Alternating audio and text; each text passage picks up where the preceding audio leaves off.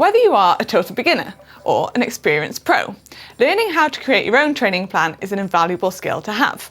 So in this video, I'm going to talk you through the steps you need to create your own training plan.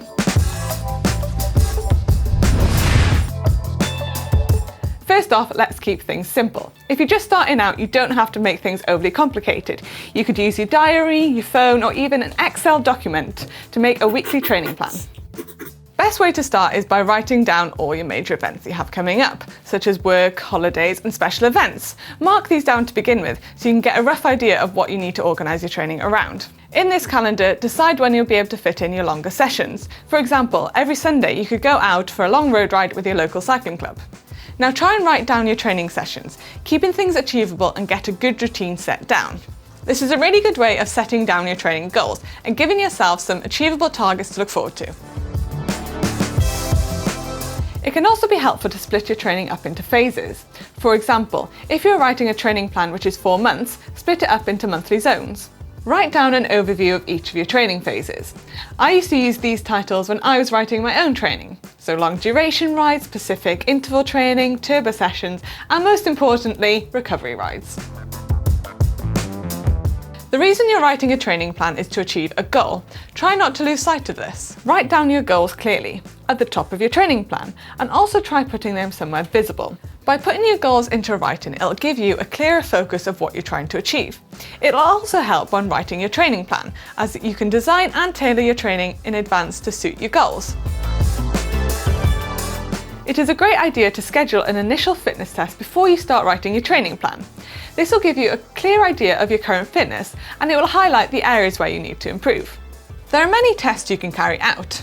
If you want to keep things simple, just find a climb or a stretch of road near you that you can time yourself on, but make sure you keep record of all your results.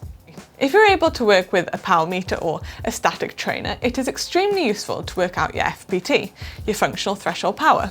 You want to try and track your fitness and your FPT as your training progresses.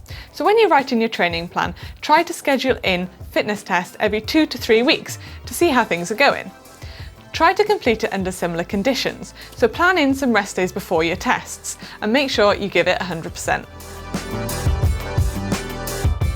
Recovery, sleep, stretching and injury prevention exercises such as core workouts are a vital part of training.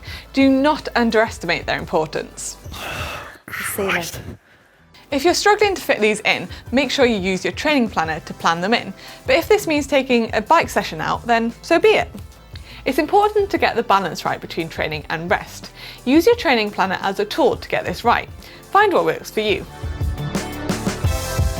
A common mistake to make when writing a training plan is to write the same session week in and week out. You want to add progression as you move through your training plan towards your goal. You want to do this gradually by increasing the duration and the intensity of each session, perhaps every week or 2. Another good tip is to change the different types of sessions you do every 3 to 4 weeks. Your body will start to adapt to certain sessions you do after a few weeks. Make sure you mix things up and you will see greater performance gains, and it'll keep things fresh mentally. In conjunction with Sufferfest, GCN have made short, interesting, varied workouts that you can complete on your trainers indoors. You can find these in the description below. There is a huge amount of pre-programmed workouts on Zwift, which is well worth a try. I use these myself and they are great for intense focus workouts. Don't be afraid to try something new. Take some time to explore these sessions and decide how and when you can factor these into your training plan. So I really do hope I've given you some tips and ideas to writing your own training plan. If you like this video, please give it a big thumbs up, and if you have any of your own tips that you want to share with us, please leave them in the comment section below. And for more GCN videos, please click here.